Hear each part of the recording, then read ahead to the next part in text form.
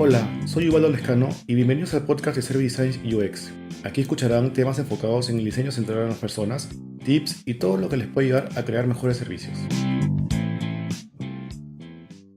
Bienvenidos a este episodio de Service Design UX, es el episodio número 9 y hoy estoy ahora con Priscilla Williams.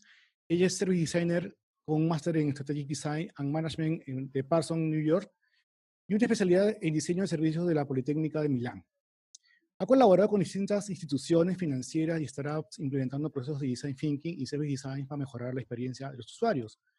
Trabajó en BBVA como Strategic Designer en el área de Customer Experience y como Service Designer en el área de UX. Y actualmente es la Service Design Manager de Citibanamex, en donde lidera al equipo de diseño de servicios de UX en los diferentes canales del banco. Y este es mi primer episodio internacional porque Priscila es de México, así que ella nos va a contar mucho la experiencia que tienen por allá y que seguro nos va a ayudar mucho acá en Perú de cuál sería la ruta o por dónde deberíamos ir en esta industria, ¿no?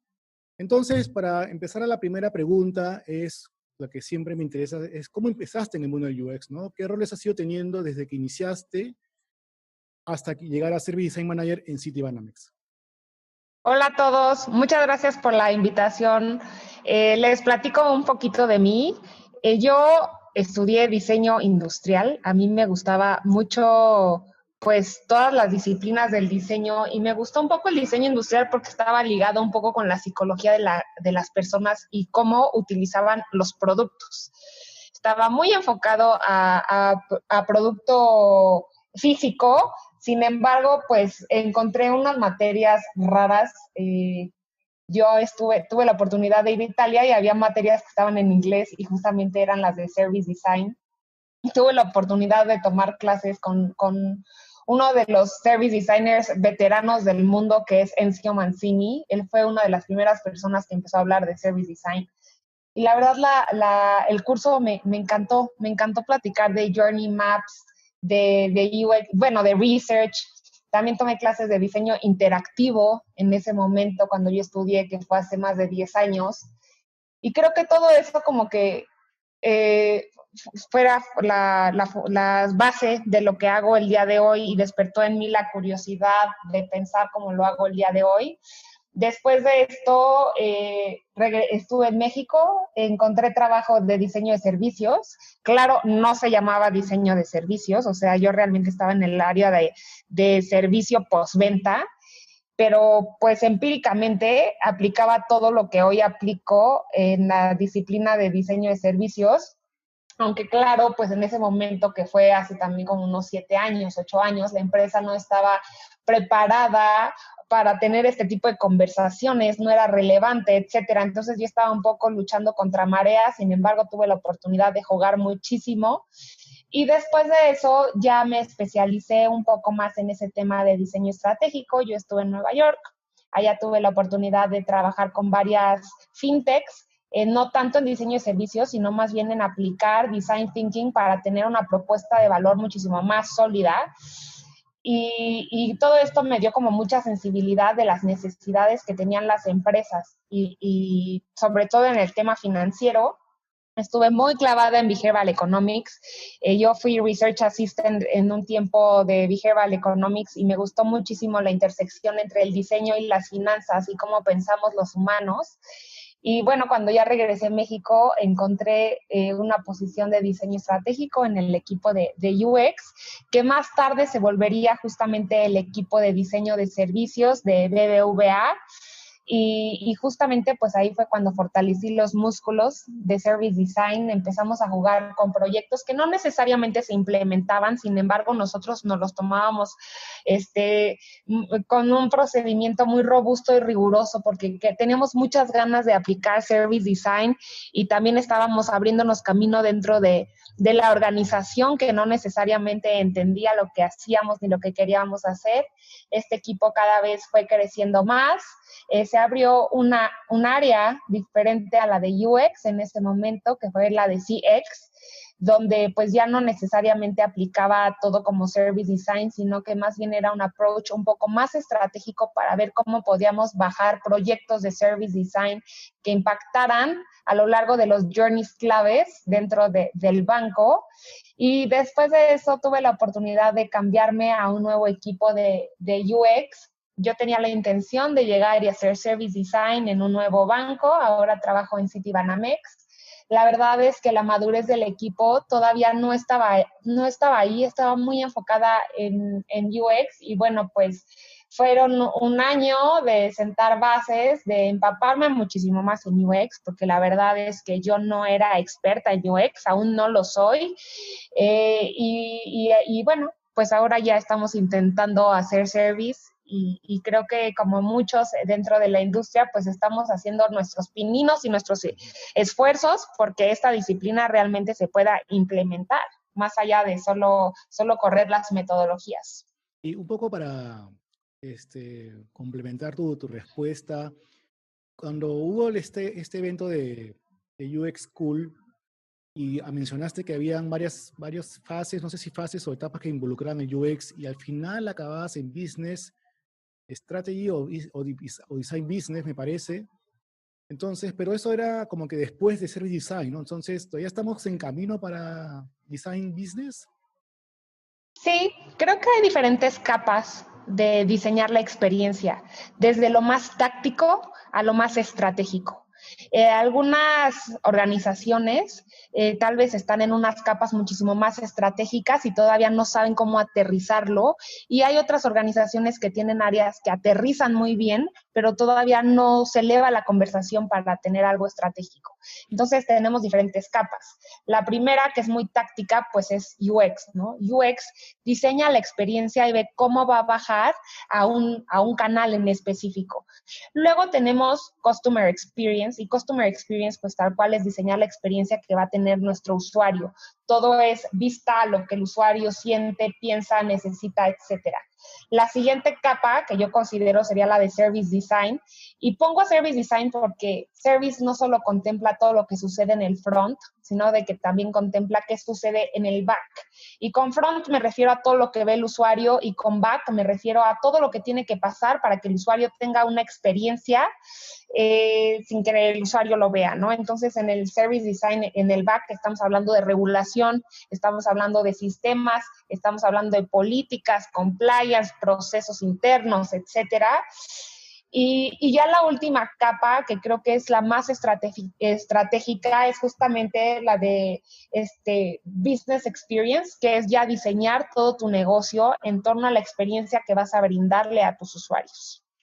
Ok, de acuerdo. Y ahí un poco, para aclarar ese punto de estas fases que has mencionado, la madurez que debe tener una organización para poder empezar a hablar de proyectos de service design, ¿cuál sería? Porque, o sea, como, por ejemplo, tu experiencia es que la banca es la que entendería es la que está más avanzada en madurez, ¿no? Pero ¿cuál sería el nivel de maduración de una organización para ya empezar a hablar de proyectos de service design? Creo que no depende necesariamente de un estado de madurez. Creo que hay algunas empresas que están haciendo service sin siquiera entender que hacen service y que ni siquiera tienen equipos de UX, por ejemplo. Era el caso de la primera empresa en la que yo trabajé, que pues no tenían equipos de UX, pero sí estaban muy enfocados en ofrecer una buena experiencia y ver cómo tenían que mejorar sus procesos internos para poder lograr esa experiencia.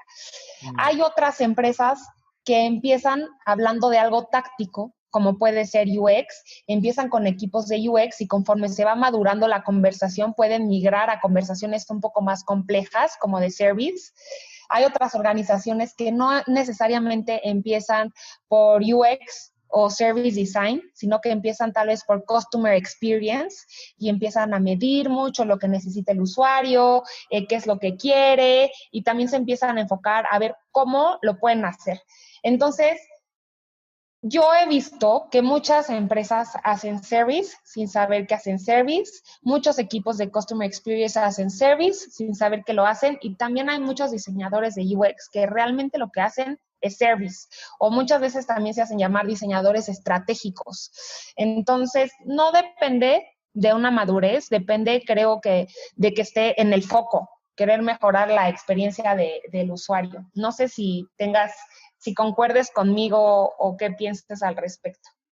Sí, bueno, en verdad, este tema de service design es, o sea, no tiene que tener nombre y apellido para llamarlo service design, ¿no? Si una empresa ya está preocupada de mejorar sus procesos y ve justamente tanto la parte de atención al usuario, digamos, que sea tangible, la parte que se ve y la parte que no se ve, que tú le hagas el back, entonces yo creo que ya están haciendo service design sin saber hacerlo, ¿no? Exacto. Claro, ahora, un poco también como, digamos, en la evolución de los nombres, me parece que quizás esta mejora de la experiencia antes era mejora de procesos, que era mejora continua de procesos, que se llamaba un área, ¿no? Pero básicamente me parecía que esa visión es mejorar el proceso, pero solamente desde el punto de vista de la empresa y no tanto de la experiencia de del usuario, ¿no? Entonces, si ya le meten el componente de experiencia del usuario y satisfacción del usuario, ya hablamos de service design sin que realmente lo sepa, ¿no? Sí, de acuerdo, ¿no? Y es muy válida tu aclaración, ¿no? Sí, totalmente de acuerdo. Sí, y un poco, para seguir avanzando, es ¿cómo se hace entender a una organización los beneficios de service design, ¿no? O sea, cuando todavía yo creo o considero que todavía hay muchos silos en una empresa, ¿no? O sea, básicamente cada uno va por su lado, ¿no? Supongo que también va por el tema de que los resultados se editan para ayer, entonces hay que correr, entonces, ¿cómo la organización puede entender eso de que es un beneficio, ¿no? Creo que yo todavía estoy en el proceso de descubrirlo, eh, pero creo que dijiste algo clave, romper silos.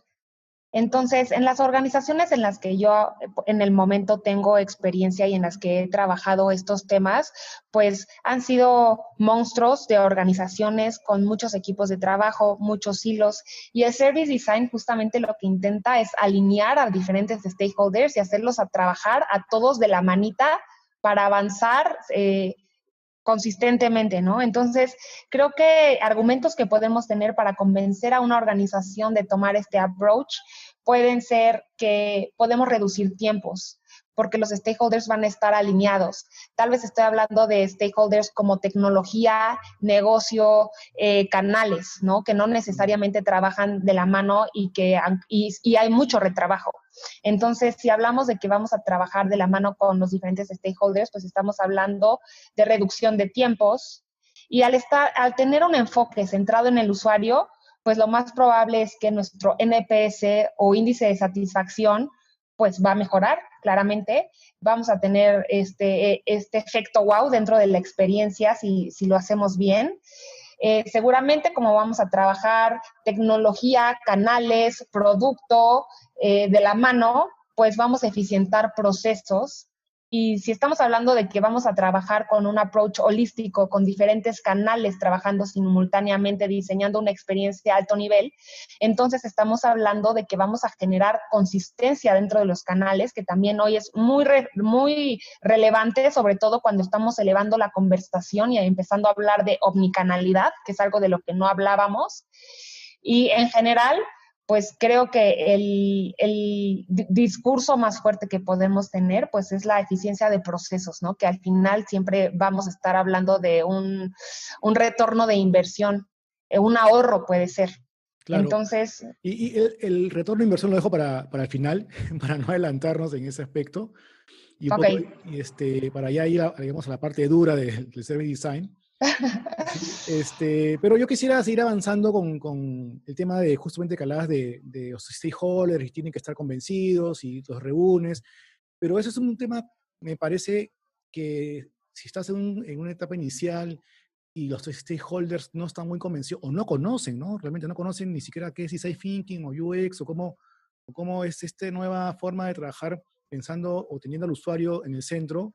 ¿Cómo serían los tips para evangelizar, ¿no? O sea, ¿cómo es? Porque en un ambiente ideal, la orden viene de arriba, dice, ya hagamos un proyecto, va a haber un tiempo para entender al usuario, hagamos reuniones para que todo el mundo ponga su punto de vista, y avanzamos y tenemos un producto o un servicio súper robusto porque ya no tiene ninguna arista que no hagamos o no hayamos, perdón, contemplado, ¿no? Pero si no tenemos digamos, esta orden de arriba, ¿cómo empezamos a evangelizar para que nos vayan incluyendo en los proyectos?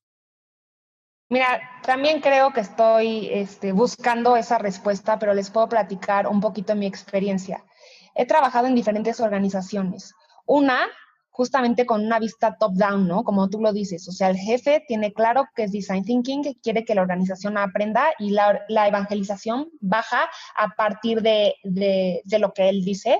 Entonces, pues la evangelización toma un poco más de relevancia y todo es más fácil. Sin embargo, creo que esto es algo que sucede en Disney y que muy difícilmente pasa en todas las organizaciones. Entonces, si Disney es como que sucede en el mundo súper ideal, Exacto. la felicidad completa. Entonces, sí, totalmente. Entonces, bueno, pues ahora lo que me estoy enfrentando es que más bien tenemos que hacer una evangelización bottom-up, y creo Ya. que es muy, muy, muy importante que sí se haga un ejercicio de evangelización, que se cree un momentum a partir del tema, que se sienten bases de design thinking. O sea, ni siquiera nos tenemos que ir a algo complejo como UX o service design, sino las bases de design thinking y de los beneficios que nos puede tener pensar en el usuario, prototipar, iterar, estar alineados y tener un enfoque multidisciplinario, etcétera. Fuera de la pandemia, dentro del equipo en el que estoy, pues había un esfuerzo fuerte dentro de cada mes. Alguien del equipo juntaba a un equipo de trabajo y evangelizábamos metodológicamente para ir ganando terreno dentro de la organización. Entonces, se puede hacer una evangelización formal, como dar clases, casi Claro. casi, o puedes ir evangelizando a través de los proyectos. Entonces, pues generalmente en las organizaciones que no están maduras, pues hay que tocar puertas, recibir proyectos, hacerlos muy bien, muy en forma y evangelizar los resultados de la aplicación de la metodología dentro del proyecto. Y eso también he visto que funciona muy bien. Entonces, creo que el que se decida qué approach tomar, pues dependerá de la estructura en la que uno se encuentre, pero creo que Sí. ambas pueden funcionar muy bien. Sí, súper bueno y yo tendría quizás un tip adicional que a mí me ha funcionado súper bien, acercarme al usuario y decirle, mira, déjame ayudarte, déjame aplicar esta metodología, o sea, como tú dices, lo básico, el UX Design Thinking, y veamos resultados, ¿no? Y después, como le funcionaba, ya me incluí en los proyectos, ¿no? Ya me decía no, Claro. hablemos con Ubaldo y que venga con cómo podemos mejorar este proceso, este diseño, este servicio, ¿no? Pero ya el usuario era el que te convocaba, ¿no? Ya no venía como que de arriba, sino que el usuario te pedía que estés dentro del proyecto, ¿no? Porque también me ha pasado a mí que muchas veces UX no se incluye porque hay la etapa más importante para mí que es el research, conocer el dolor real, no el dolor que te dice el comercial, sino el dolor que realmente está pasando y que finalmente esa solución que vas a entregar va a ser la que va a funcionar y no la que tú crees que va a funcionar. No lo usan porque como que consume tiempo y están con el tiempo, entonces no, mejor vayamos con lo que conocemos y hagamos research, ¿no? Entonces eso me ha pasado y hay que luchar contra eso para que finalmente valoren que lo que se hace generalmente va a traer lo que vamos a hablar más adelante, el ROI, ¿no? Claro, claro. Ok, El research es importantísimo. es súper importante, ¿no? Y un poco lo que tú hablabas de la evangelizar la organización y peleando en qué etapa estemos o cómo o a qué momento nos enfrentemos. ¿Cuánto crees tú que debería o cuánto crees tú que un proyecto de Service Design dure en promedio? Esta es una pregunta que me hacen muy seguido y la respuesta es muy tricky. Los proyectos tardan de acuerdo a los recursos que tengas asignados. De acuerdo. Y, o sea, hay personas que tal vez hay equipos que tal vez tengan 4 personas asignadas, entonces, y que todo esté viento a su favor. Entonces, pues los proyectos van a ser muy rápidos. Sin embargo, hay proyectos que no tienen el buy-in de los stakeholders, que hay una persona que no tienen recursos que les ayuden, y eso va a tardar. Entonces, realmente no hay un tiempo promedio, sino más bien depende de la situación de cada uno de los proyectos. Yo he hecho proyectos en un mes, he hecho proyectos en 3 meses, he hecho proyectos en 6 meses, y todo depende de los recursos con los que tengo y también de la urgencia que tenga el negocio por este proyecto, porque la verdad es que yo siempre me trato de ajustar o trato de que el equipo se ajuste para que el resultado de ese proyecto pues sea algo de utilidad para el negocio. Entonces, pues creo que es muy variable. Ok, entonces justo ahí has mencionado el equipo, ¿no? Y un poco quería explorar ahí, ¿cuál sería el equipo mínimo que tendría que tener un área de Service Design, en tu caso que lo manejas ahí en Citibanamex, para, digamos, funcione y saque proyectos adelante, ¿no? O sea, ¿cuál es lo mínimo en, no sé si en personas o en roles para empezar un área de Service Design? Creo que esto también depende mucho de la organización. Hay equipos que son una banda de uno y una persona hace research, hace content, alinea stakeholders, habla con negocio y ejecuta las metodologías. Y hay equipos que ya están como muchísimo más fuertes, que tal vez sí tengan una persona asignada de research, una persona de content, una persona de negocio. Entonces, esto también varía completamente de la organización. Creo perfectamente que una persona puede hacer un proyecto bastante robusto y claro, no tendrá el mismo alcance tal vez que un equipo de 4 personas, pero también vuelvo al punto anterior, o sea, depende del tiempo que Claro, tengas el tiempo, ¿no? asignado para llegar a Sí. los resultados. Entonces, pues también creo que el equipo se tiene que seleccionar, o la capacidad del equipo se selecciona en torno a cuánta urgencia hay de tener resultados Claro. o qué tan a profundo se va a ir con el proyecto, porque hay proyectos de service muy superficiales y hay unos que sí se van súper granulares. Entonces, pues suena mal, pero también pues depende, ¿no? Sí, claro, puede ser que sea simplemente una mejora o algo muy rápido, o puede ser algo muy profundo que tienes que tocar ya raíces, ¿no? Y justo hablaba del tema de personas o roles, porque como bien dijiste, una persona puede tener 4 roles, ¿no? O pueden haber 4 roles con 4 personas, ¿no? Entonces, obviamente también el alcance de una persona puede ser 4 meses y de 4 personas va a ser un mes, ¿no?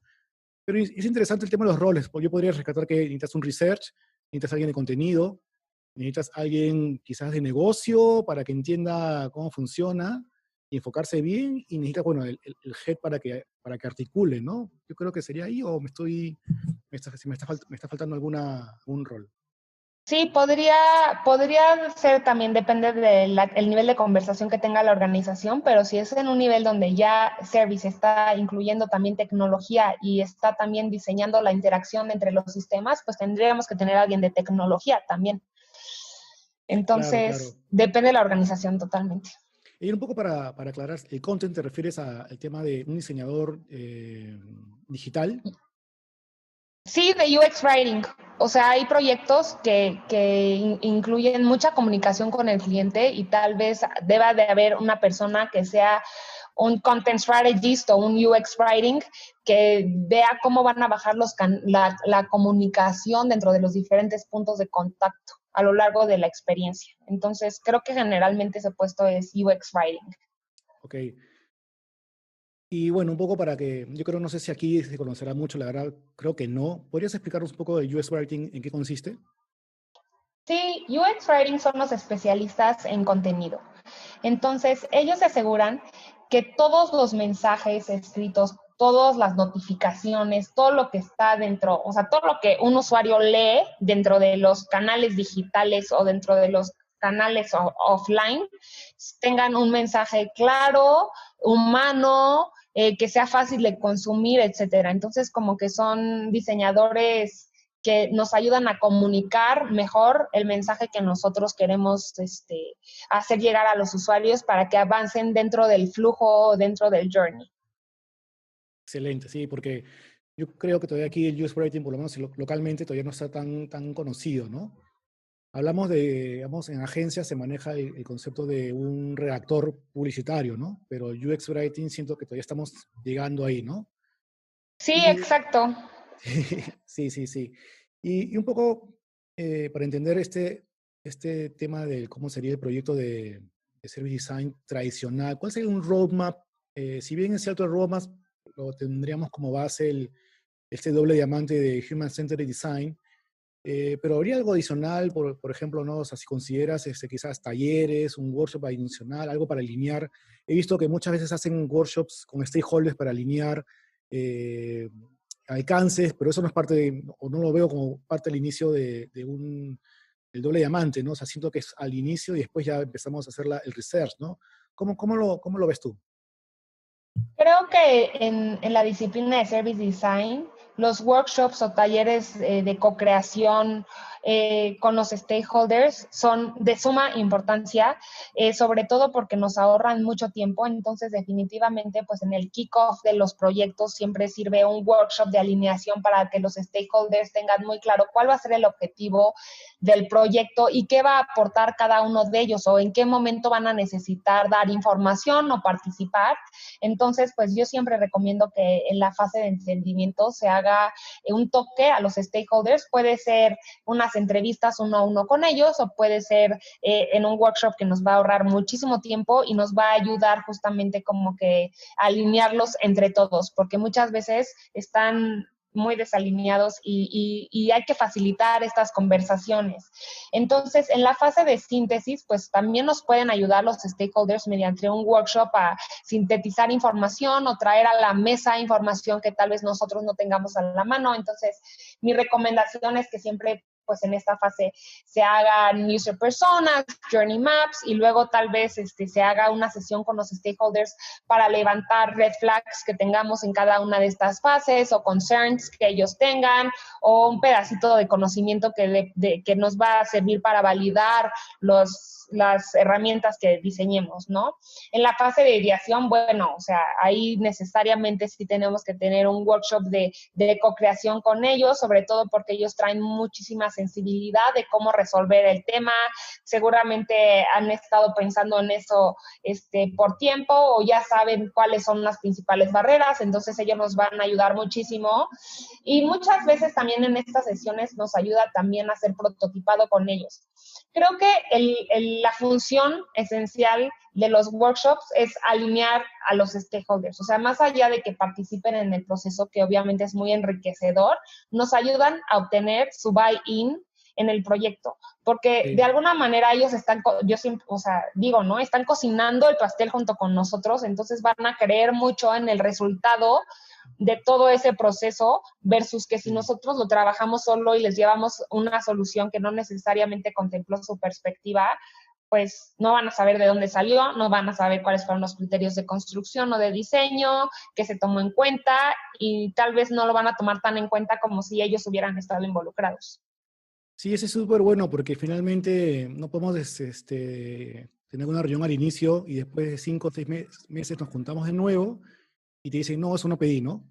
O eso le falta, o eso no era lo que no me entendieron, ¿no? Entonces, si en cada etapa están los stakeholders, lo más probable es que al final sí sea lo que piden y sí esté alineado con lo que querían y no sean sorpresas de que finalmente sea un retrabajo de cero, ¿no?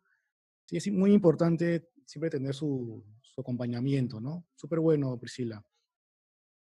Y ahí, cuando hablamos de stakeholders y un poco también el acompañamiento que mencionabas, eh, ¿cómo manejar, por ejemplo, esos casos de stakeholders que dicen no me invitaron y después entran después en otra fase y te hacen otra opinión o finalmente, o se olvidaron tal vez, ¿no? De decirte, me olvidé de esto, ¿no? Y quise que esté, ¿cómo lo manejas? Creo que al inicio de cada proyecto de Service Design nos va a dar muchísimo valor hacer un Stakeholders Map y mapear a todos los stakeholders que van a estar involucrados o que tienen una perspectiva interesante para la resolución del proyecto. Esto nos va a ayudar a entender también en qué momento tenemos que tocar a cada uno de los stakeholders. Entonces, tal vez habrá unos que no están tan relacionados con el problema, pero entonces no los necesitamos para la fase de entendimiento, pero tal vez sí los necesitamos para la fase de ideación o para validar las prototipos. Entonces, este ejercicio nos va a dar pues muchísima claridad de a quién tenemos que tocar, en qué momento, y también como tú dices, o sea, probablemente no estemos considerando a todos y los vamos a ir descubriendo conforme vamos avanzando en el proyecto, y se vale, ¿no? Irlo sumando y ver qué se necesita y si tenemos que regresar 2 pasitos. Al final, pues el proceso del doble diamante no es lineal y ya lo hemos platicado, o sea, se ha platicado mucho, es más bien iterativo y cada proyecto va descubriendo su camino. Entonces, se vale ir descubriendo stakeholders e irlos involucrando conforme avanzamos. Buenísimo. Y ya entrar en la parte dura, que es justamente lo que hablábamos al inicio y lo dejé para el final. ¿Cuál sería el ROI de un proyecto de Service Design? ¿O cómo medir la experiencia? ¿No? Yo entiendo de que tú puedes medir no solamente el ROI, porque es un tema económico, puedes medir en satisfacción como NPS, como lo mencionaste, o quizás generamos ahorro, ¿no? No tanto ventas, sino ahorro o ventas, ¿no? Entonces, ¿cómo se mide, digamos, las ventajas tangibles para poder venderlo a la dirección y decir, y me compren que el proyecto es importante y que empiece, ¿no? Todavía no tengo tan clara esa respuesta y espero estar descubriéndola pronto. Es algo que me cuestiono mucho y que he estado tratando de aterrizar en mi mente. Creo que tanto los proyectos de UX como los proyectos de Service Design todavía tienen mucha complejidad para poderse medir. ¿Por qué? Porque, bueno, no, la experiencia final que va a tener el usuario no solo depende del diseño que se haga, sino de cómo se entrega la experiencia. Entonces puede haber implicaciones de tecnología, puede haber implicaciones de diferentes índoles, ¿no? Del producto mismo que se ofrece, etcétera. Pero creo que los puntos que mencionamos anteriormente, pues nos van a ir dando pistas de qué también se está haciendo el trabajo y hay que tener estas cosas en el radar para identificar de qué manera nuestro proyecto pudo haber impactado en ellas. Entonces, definitivamente, pues, que se acorten los tiempos de producción o de implementación, pues va a ser el resultado de un buen proceso de diseño, que sea eficiente en los procesos, que se mejore la experiencia y por ende le pegue a una mejora en NPS, pues también podríamos tomar en cuenta cómo está trabajando la organización, ¿no? O sea, tal vez un proyecto de Service Design puede hasta impactar el modelo de trabajo dentro de la organización donde se están rompiendo silos y por ende, pues se están percibiendo cambios tal vez imperceptibles a la vista del cliente, pero dentro de la organización pues se trabaja muchísimo mejor. Entonces, no tengo la respuesta de cómo podemos medir el ROI, pero creo que si estamos mejorando NPS y eficientando procesos, pues definitivamente esto va a pegar a que tengamos buenos resultados y creo que esos son los discursos de los que nos tendríamos que agarrar ahorita en lo que todos descubrimos cómo medirlo, porque yo creo que ahorita nadie tiene esa respuesta. Pucha, que sería excelente que alguien nos diga cuáles son los KPIs para medir un proyecto de Service Design, ¿no? Ya, si bien el NPC es uno, no es digamos, el que te ve la parte económica, ¿no? Pero sería interesante tener este conocimiento, ¿no? Sí, Igual, y también creo que depende completamente de qué proyecto sea, porque la naturaleza de los proyectos puede ser completamente diferente. Entonces, y también dentro de las organizaciones que se ejecutan. Entonces, tal vez, o sea, como que un KPI en una organización puede ser que se implemente el proyecto, mientras que en otro ya puede ser algo muchísimo más elevado, como que impacta al NPS. sí, de Entonces, acuerdo. también depende mucho. Y ya para ir terminando, ¿podrías comentarnos algunos contenidos que tú tengas usualmente, no sé si en el día a día o que hayas tenido quizás como cabecera, para estar actualizada con toda esta industria que siempre se mueve y muy rápido? Creo que el libro de cabecera que todas las personas que quieran entrar al mundo de Service Design o que ya estén y quieran robustecer su práctica es el de This is Service Design Doing. Claro, Es muy bueno, la vienen todas las Biblia. metodologías y la verdad es que el reto es empezar cada vez más a implementar metodologías. O sea, yo cuando empecé, yo decía, esta nunca la he puesto en práctica, ahora la voy a hacer en este proyecto para ir fortaleciendo los músculos de Service Design. Creo que hay muchísimo contenido en Internet, muy dinámico, hay muchos eventos. Yo les recomiendo mucho subirse a las sesiones con expertos. A mí me encanta Service Design Show. Me gustan mucho los eventos de la Service Design Network. y creo que siempre presentan contenido interesante con especialistas que ya ejercen esta disciplina y yo he aprendido muchísimo a través de ellos. Y bueno, la verdad es que yo creo que ahora nuestro LinkedIn es cosa de buscarle porque está lleno de información que siempre vale la pena darle una ojeadita. Sí, es verdad. O sea, LinkedIn ahora para mí es la principal red social que consulto, ¿no? Sobre todo para temas profesionales. Y bueno, no sé si tienes algunas palabras finales ya para ir terminando. Pues creo que Service Design es una disciplina que todavía tiene mucho que robustecerse. Como verán, no tengo las respuestas a muchas de las preguntas porque todavía estamos picando piedra entre todos y ojalá que hayan disfrutado de este capítulo y que también se reten a ustedes mismos a poner en práctica este mindset de Service Design, el que la disciplina se robustezca en Latinoamérica depende de todos quienes están escuchando este podcast y creo que tenemos una gran responsabilidad para hacer mejores servicios y pues empezar a elevar la conversación, porque hasta hace poco solo se habla de las metodologías del service design, pero ahora el reto es justamente lo que platicábamos, ¿no? ¿Cómo logramos la implementación? ¿Cómo vamos a medir el éxito de la implementación, etcétera? Y depende de que todos como comunidad empecemos a crear contenido para empezar a aprender entre todos. Excelente, sobre todo el tema de comunidad, porque compartir conocimiento es algo que siempre ayuda y nunca nos va, nunca nos va a terminar, porque siempre hay algo nuevo que aprender y siempre estamos apoyándonos entre todos, ¿no? Por eso que también mi idea de este tema del podcast es compartir conocimiento para que justamente existan más profesionales de UX, de Service Design, y así hacer una comunidad más grande y que finalmente crezca esta industria, ¿no? Y finalmente el más, más beneficio va a ser el usuario final, ¿no? Sí, la verdad muy padre y depende de todos nosotros. Muchas gracias, Priscila. Excelente todo lo que hemos conversado ahora. Espero que les guste todo este contenido y ya nos estamos viendo hasta el próximo jueves. Un abrazo.